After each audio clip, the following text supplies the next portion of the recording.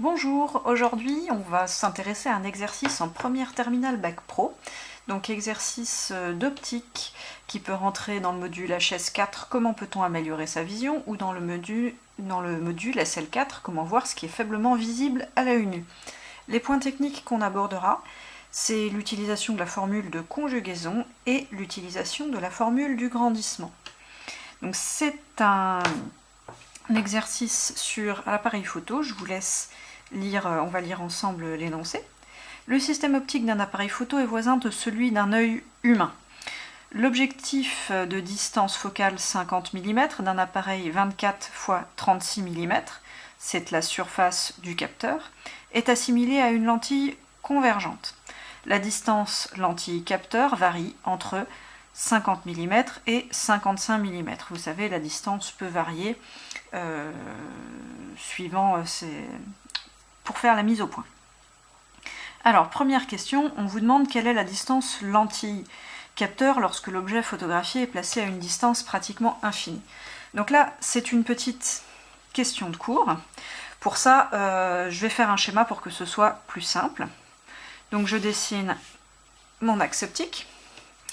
La lentille, une lentille convergente qu'on schématise comme ceci. Et le capteur va se situer ici. Et on vous dit, l'objet photographié à une distance pratiquement infinie. Donc en fait, ça, qu'est-ce que ça veut dire en optique? Ça veut dire que les rayons qui arrivent sur la lentille sont considérés parallèles à l'axe optique. Et qu'est-ce qui se passe, d'après votre cours, quand des rayons qui arrivent sur une lentille convergente arrivent parallèles à l'axe optique? Eh bien, ces rayons vont converger en un point qui va être le foyer image. Et comme je veux sur mon appareil photo que tous les points convergent vers l'écran, vers le capteur, c'est comme ça que j'aurai une image nette, et bien le capteur se situera au niveau du foyer image qu'on appelle F'. Je vous rappelle que le point de la lentille qui est au centre de la lentille, on appelle ça le point O. Donc, qu'est-ce que je veux? Je veux que la distance lentille capteur soit égale à la distance focale au F'. Et donc cette distance focale au F', c'est la distance entre le centre de la lentille et le foyer image. Alors ensuite, pour un objet AB, A placé sur l'axe optique de 1,8 m de hauteur, situé à 4 mètres devant l'objectif, indiquez les valeurs de OA et OF'. C'est ce qu'on avait dit, le foyer F', c'est le foyer principal image de l'objectif. Alors ici, mes distances sont marquées avec une barre dessus, ça veut dire que c'est des distances algébriques, on va pouvoir avoir des distances négatives. C'est une petite subtilité de l'optique physique. Alors là, pareil, pour quelque chose comme ça, on va faire un schéma. On va dessiner en premier toujours mon axe optique, orienté vers la droite. En gros, ça veut dire que de là vers là, je suis dans un sens positif. Alors, je vais dessiner ma lentille, donc qui est l'avant de l'appareil photo, avec le point O. On me parle d'un objet, et puis je prends les infos une par une. On me parle d'un objet AB, que je vais dessiner comme ça. AB. Qu'est-ce qu'on me dit sur cet objet? On me dit qu'il a une hauteur de 1,8 m. Je le marque. Ensuite, il est situé à 4 mètres devant l'objectif. Donc ça veut dire qu'entre A et O, je vais avoir une distance de 4 mètres. Voilà. Ensuite, on me parle de F', le foyer principal, donc le foyer principal image. Je vais le retrouver ici. Et le foyer principal image, qu'est-ce qu'on m'avait dit? Qu'est-ce qu'on m'avait dit dans l'énoncé? l'objectif, il a une distance focale de 50 mm. Alors ici, sur mon schéma, j'ai tout en mètres. Je vais peut-être pas mettre, je vais peut-être en profiter pour faire ma conversion. 50 mm. Je décale ma virgule de 3 pour passer de millimètres en mètres, donc 1, 2, 3, 0,05 mètres. Et donc ma distance focale ici va être de 0,05 mètres. Donc là, j'ai évidemment pas encore répondu à la question, mais ça va pouvoir m'aider. On me demande les valeurs de OA. Donc OA en valeur algébrique. Alors attention, en valeur algébrique, ça veut dire que j'ai un sens.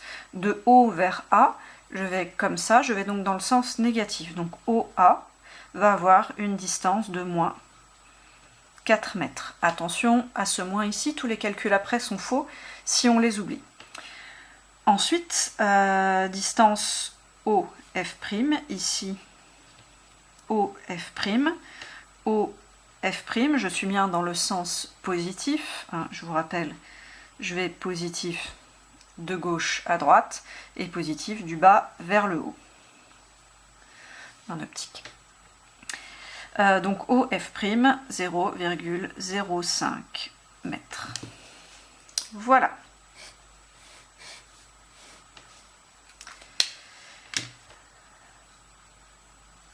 Ensuite, question C. En appliquant la formule de conjugaison, déterminez la distance lentille capteur OA'. Et on vous demande ensuite est-ce qu'elle est bien comprise entre 50 mm et 55 mm. Donc, trouvez OA'. La fameuse formule de conjugaison. Alors, cette formule de conjugaison, déjà la première chose à faire, c'est de recopier cette formule de conjugaison. 1 sur OA' moins 1 sur OA qui est égal à 1 sur OF'. Je vous rappelle que les petites barres dessus, ça indique qu'on peut avoir des distances négatives, c'est très très important parce que si on ne met pas la distance négative, la formule, tous nos calculs, si la distance est négative, tous nos calculs seront faux. Première étape, quand je veux résoudre ce genre de formule, je remplace toutes les valeurs que je connais.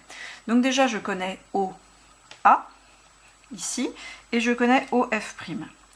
Il me reste donc juste 1 sur OA', ça tombe bien, c'est ce que je cherche. OA' moins 1 sur OA, qui vaut moins 4 mètres, je n'oublie pas le moins. Et le tout, ça va être égal à 1 sur OF', donc 1 sur 0,05. Donc, une fois que j'ai ça, moi ce que je veux, j'ai rien d'autre qu'une équation du premier degré, c'est-à-dire une équation avec une seule inconnue. Moi ce que je veux, c'est isoler mon OA' pour à la fin avoir OA' égal et pouvoir répondre à ma question. Donc la première chose à faire, je vais déjà isoler mon 1 sur OA'. Et pour ça, je vais des deux côtés, je veux, alors suivant les explications les habitudes que vous avez, on peut dire passer le moins 1 sur moins 4 de l'autre côté. Moi, je préfère dire qu'on fait la même opération des deux côtés, je fais plus 1 sur moins 4 des deux côtés. Et donc du coup, ça me fait 1 sur OA' qui va être égal à 1 sur 0,05 plus 1 sur moins 4. Alors si on le souhaite, on peut faire les simplifications, hein, mais moi je préfère pas m'embêter pour ce genre de choses. Moi je fais simplement travailler la calculatrice. Donc je rentre ça dans ma calculatrice et ça me donne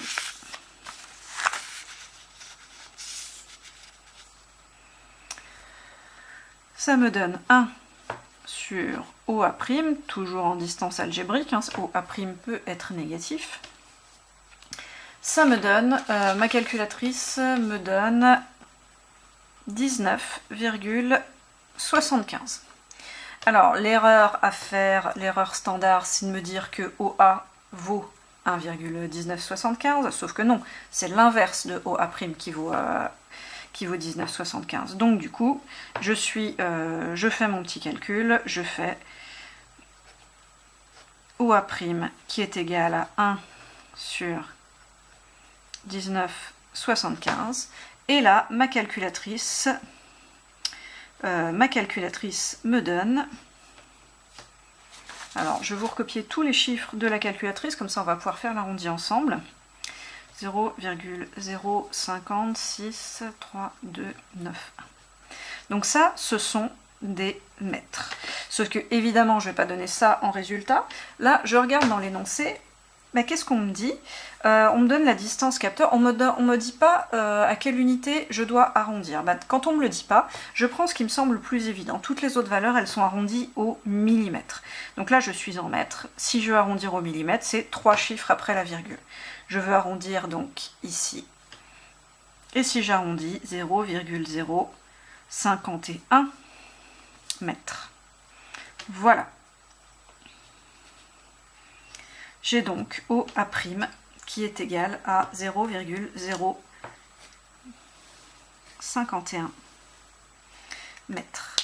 Je n'oublie pas de répondre à l'ensemble de la question. Est-ce que ma distance est comprise entre 50 mm et 55 mm? Alors là, comme ça ne me saute pas aux yeux, mais je peux convertir en millimètres. Ça, 1, 2, 3 chiffres après la virgule pour passer de mètres en millimètres. Donc j'arrive à 51 mm. Donc j'ai bien 51 qui est compris entre 55 et 50. Donc ma distance lentille capteur est bien compris entre 51 et 50. Tout va bien. Ensuite, on vous demande, je mets la question bien comme il faut. Alors moi je ne l'ai pas marqué, mais toute la réponse à la question, là vous l'écrivez en toutes lettres, hein, bien sûr, sur une copie officielle. En appliquant la formule de grandissement, donc la formule de grandissement ici on vous la donne, gamma est égal à OA' sur OA, déterminez le grandissement gamma, donc c'est la lettre grecque gamma. La méthode est la même, j'écris ma formule, gamma est égal à OA' sur OA. Là, toujours la même chose, je remplace par les valeurs que je connais. Juste au-dessus, j'ai vu que OA' valait 0,051 et divisé par OA, on m'a dit tout à l'heure que OA valait moins 4 mètres. OA, je vous rappelle, OA, c'est la distance entre mon objectif, donc le centre de ma lentille, et l'objet que j'essaie de photographier. Donc 4 mètres. Là, attention, erreur commune, il faut bien mettre les mêmes unités. Donc là, je suis bien en mètres, et ici, je suis bien en mètres. Si ici, vous me mettez 51 sur 4, vous n'aurez pas du tout le même résultat. Si vous me mettez des millimètres sur des mètres, ça ne marche pas. Donc là, la calculatrice me donne, c'est moins 4 mètres, évidemment, voilà, j'ai fait l'erreur qu'il ne fallait pas. OA, on a dit que c'était moins 4 mètres. Donc, gamma, moins 0,0126582 3. Donc, évidemment, je vais peut-être arrondir. Là, pareil, on ne me dit rien. Donc, tout à l'heure, j'ai arrondi à 3 chiffres après la virgule. Donc là, pourquoi pas, on va faire la même chose. On n'oublie surtout pas le moins. 0,01. Et là, si j'arrondis à 3 chiffres après la virgule, après le 2, j'ai un 6. Donc, je suis plus proche du 3 que du 2. Donc, j'ai gamma, mon grandissement, qui vaut moins 0,013. Gamma, c'est un nombre, c'est une grandeur sans unité.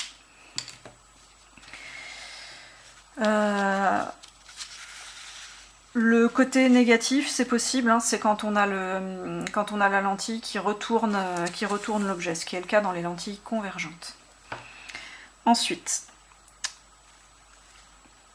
petit e, qu'est-ce qu'on vous dit? En appliquant la formule du grandissement, gamma est égal à A'B' sur AB, donc c'est la suite de la formule, déterminer la hauteur A'B' de l'image. toujours la même chose. J'écris ma formule en toutes lettres d'abord, sans réfléchir.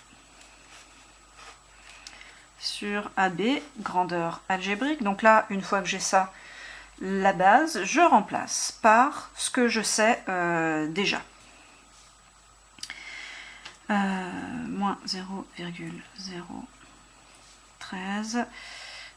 A', B', bah, je ne connais pas. Bah, ça tombe bien, c'est ce que je cherche. Par contre, A, B, A', B', AB, vous vous souvenez, AB, c'était la hauteur de mon objet, donc l'objet que j'essayais de photographier, et AB valait 1,8 m. Donc 1,8 m. En termes de sens, quand même, ça vaut peut-être le coup de rappeler. AB, je vais du bas vers le haut, je suis donc bien dans le sens positif. AB, la grandeur algébrique AB est bien positive. Donc là, une fois que j'ai ça, eh ben, ce qu'il me faut, je veux A', B'. Donc là, résolution d'équation, A', B'. Je multiplie par 1,8 des deux côtés. Donc j'ai moins 0,013, alors surtout on n'oublie pas le moins, fois 1,8. Donc là pareil, c'est la calculatrice qui travaille. Hop, voilà.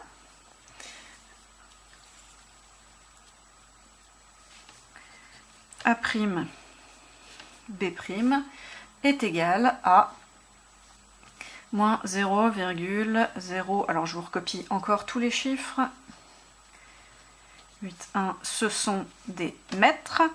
Vous pouvez avoir des valeurs un petit peu différentes de moi, c'est parce que moi j'ai pas rentré le moins 0,013 dans la calculatrice, j'ai marqué la valeur, j'ai fait rentrer la valeur exacte, j'ai rappelé la valeur exacte que j'avais avant dans ma calculatrice. Donc si au niveau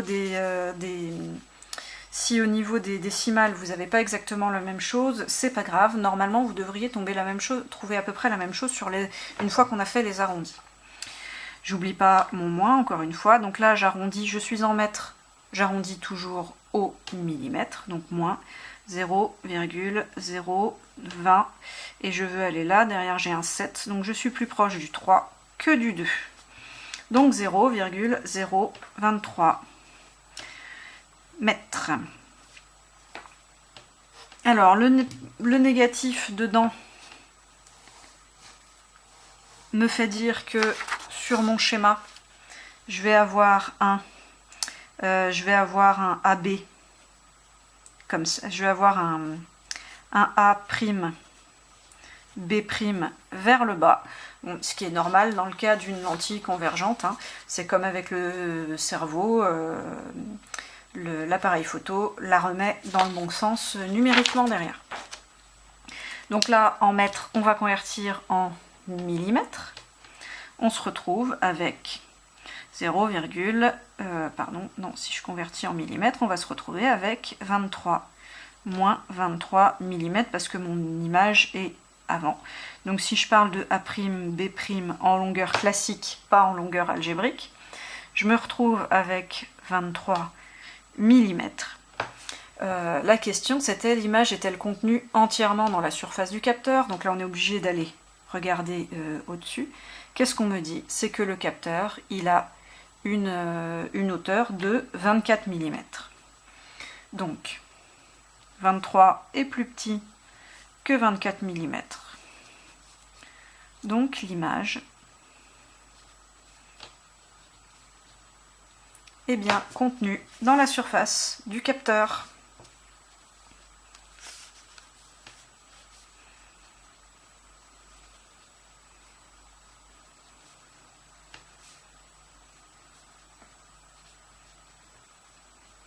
Voilà.